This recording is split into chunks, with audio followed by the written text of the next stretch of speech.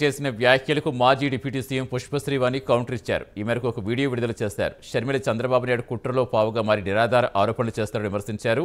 తండ్రి సంపాదించిన ఆస్తి కుమార్తెకి ఇవ్వటం ఆనవాయితీ ఉందన్నారు. అయితే జగన్ తాను కష్టపడి సంపాదించిన ఆస్తిలో పెళ్లైన 20 ఏళ్ల తర్వాత వాటా ఇవ్వటం చాలా గొప్ప విషయమన్నారు. దీనికి జగన్ భారతీ దంపతులను తప్పకుండా అభినందించాలన్నారు. ఇప్పటికైనా షర్మిల నిరాధార ఆరోపణలు చేయడం మానుకోవాలని సూచించారు. కానీ ఈరోజు మీరు కుట్రపూరితంగా చంద్రబాబు నాయుడు గారితో తెలుగుదేశం నాయకులతోటి చేతులు కలిపి జగనన్న మీద ఇలాంటి అభండాలు వేయడం ఎంతవరకు సమంజసం అని చెప్పి ఈ సందర్భంగా మిమ్మల్ని ప్రశ్నిస్తున్నాం.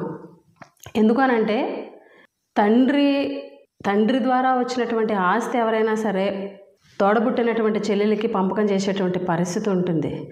కానీ ఈరోజు జగన్మోహన్ రెడ్డి గారు తన కష్టార్జితంలో కూడా మీకు ఆస్తి వాటా ఇవ్వాలని చెప్పి నిర్ణయం తీసుకొని ఇవ్వడం అనేది నిజంగా ఈ రాష్ట్ర చరిత్రలో ఏ అన్నా కూడా తన కష్టార్జితంతో, అది కూడా ఆడబిడ్డకి పెళ్ళైపోయిన 20 సంవత్సరాల తర్వాత ఆస్తి పంచిపెట్టినటువంటి చరిత్ర రాష్ట్రంలో ఎక్కడ లేదు. నిజంగా భారతమ్మకు కూడా హ్యాట్స్ ఆఫ్ చెప్పాలి, అభినందించాలి.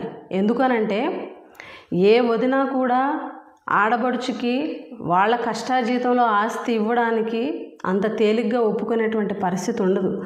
కానీ చాలా హుందాగా, చాలా పెద్ద మనసుతోటి భారతమ్మ, జగన్మోహన్ రెడ్డి గారు అన్నా వదిలు ఇద్దరూ కూడా మీకు ఆస్తి ఇవ్వడం అనేది నిజంగా అభినందించాల్సినటువంటి అంశం.